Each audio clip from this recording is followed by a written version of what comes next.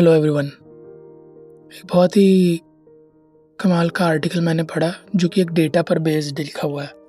इसमें एक्सपर्ट्स क्या बोलते हैं, वास्तविकता छिपाने का दबाव झेल रही है आज की जनरेशन। दुनिया हमें जिस तरह से देखना चाहती है वैसा बनने में हम अपनी असली रूप खोते जा रहे हैं। सो ये आर्टिकल मैं रीड करता हूँ, काफ़ी हेल्पफुल है। ये न्यूयॉर्क का आर्टिकल है। इसमें लिखा है, अभिनेत्री मैरिलिन मोनरो एक बार बिना मेकअप किए, शरीर झुकाए हुए, अजीब सी भाव भंगिमा बनाकर भीड़ भरी सड़क पर निकल गई। मैरिलिन ने अपनी दोस्त एमी से पूछा, क्या तुम मुझे मैरिलिन मोनरो बनते देखना चाहोगी? एमी जवाब देती इससे पहले मैरिलिन अपने चिर परिचित अंदाज में आ गई। बालों को झटका, वही मुस्कान बिखेरी। वहाँ खड़े लोग चौंक गए।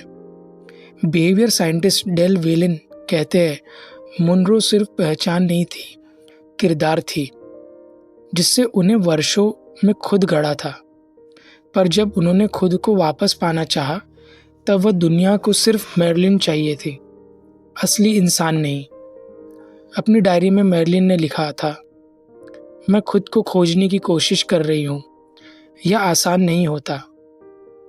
इस प्रक्रिया में वह अपनी असली पहचान खो बैठी। मोनरो की कहानी अनोखी नहीं है। हम में से कई लोग समाज की अपेक्षाओं के अनुसार खुद को ढालते हैं। हम अपने व्यक्तित्व को तब तक एडिट करते हैं जब तक वह समाज के लिए स्वीकार्य न बन जाए। समाजशास्त्री एवरिंग गॉफमैन ने अपनी किताब में लिखा था कि सामाजिक बातचीत एक तरह का प्रदर्शन है, पर अब लोग अपने व्यक्तित्व को हजारों अनजान दर्शकों के लिए गढ़ने में लगे रहते हैं।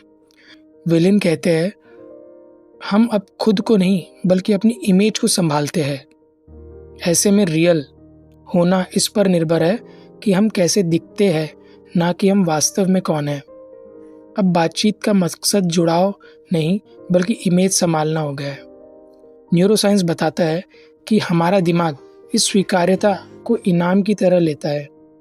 यही वजह है कि हम बार बार उसी व्यवहार को दोहराते हैं जो हमें दूसरों की नज़रों में स्वीकार्य बनाता है।